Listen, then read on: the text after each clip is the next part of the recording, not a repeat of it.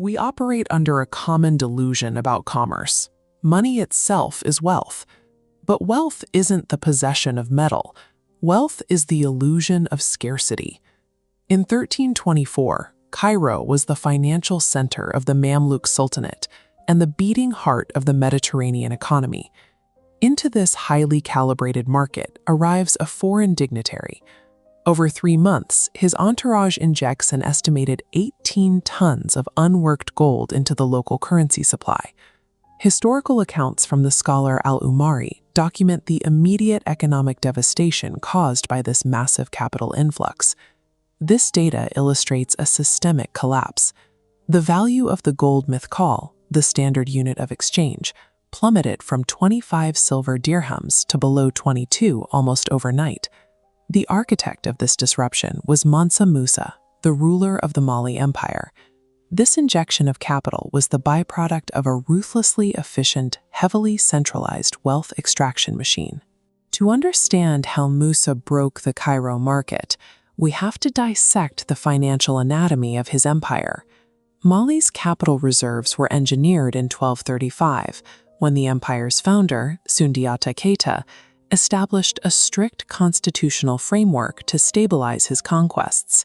This maps the Kurukan Fuga, codifying the Gwara Assembly, a systemic engine dividing the population into functional lineages. Trade routes were secured by 16 warrior clans tasked with border protection. Industry was regulated by 4 clans holding monopolies on smelting and specialized crafts. By assigning every citizen a designated role in the empire's maintenance, the state eliminated internal competition for resources and maximized economic output. The Kurukan Fuga served as the legal blueprint for a centralized capital accumulation machine. Mansa Musa inherited this optimized system in 1312, acting as the supreme commander of its military and economic apparatus. Sitting on the absolute largest gold reserves in the medieval world, the empire faced the constant threat of domestic inflation. To manage the money supply, the crown enforced a total monopoly.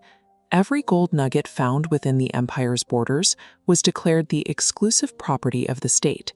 Citizens were required to conduct daily business using only unworked gold dust. This proto-fiat system allowed the crown to hoard hard assets indefinitely, maintaining artificial scarcity and price stability for its subjects. The empire's real, unparalleled leverage came from its strategic position as the intermediary between 2 completely disparate Saharan supply chains. To the north lay the Tagaza salt mines, a desolate outpost where enslaved laborers cut blocks from a landscape composed entirely of salt. In the Niger River Valley to the south, salt was a biological necessity. It was an inelastic good that commanded a massive premium. In the markets of Timbuktu, northbound gold met southbound salt, often trading at near equal weight. The Malian state achieved fiscal sovereignty by taxing both ends of this exchange, skimming the margins of the trans-Saharan trade without having to manage the mines themselves. Dominating this arbitrage provided the empire with unchecked purchasing power, loading the economic weapon Musa would eventually discharge in Cairo. In the year 1324, Musa mobilized those massive reserves for his pilgrimage to Mecca. The logistics were staggering. A caravan of 60,000 personnel and 100 camels, each hauling 300 pounds of gold. The crash models the quantity theory of money. M times V equals P times Y. Musa instantaneously expanded currency volume, M. Velocity, V, accelerated as he bought luxuries at any price.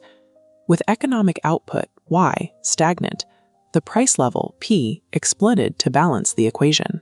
This triggered hyperinflation and a 12-year recession that paralyzed the gold-based economies of the Mediterranean.